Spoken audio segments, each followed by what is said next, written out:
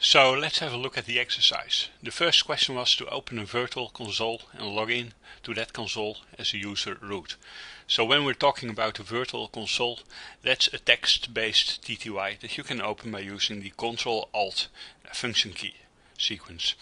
So I could type Ctrl-Alt F2 for example to open a virtual console where I can log in as root. So let's type the username root and the password associated to it, and then, hey, did I make a typo? Apparently, yeah, as you can see, I'm logged in as root right now. To get back to a text-based console from a virtual console, you can use Ctrl-Alt F1, by the way.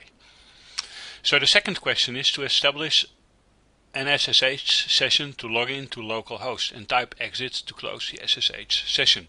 That's an easy one. It's just SSH localhost and it asks for the password, so you enter the password and you type exit to get out of there. Back in the virtual console is the third question: create an SSH key pair. That would be SSH keygen, which generates the key pair. So it asks for the file where it has to save the private key, and for the passphrase we don't do passphrase here because that wasn't asked, and then all is fine. Public key and private key as well have been saved. The next thing is to use the SSH key pair to log in to localhost without having to enter a password.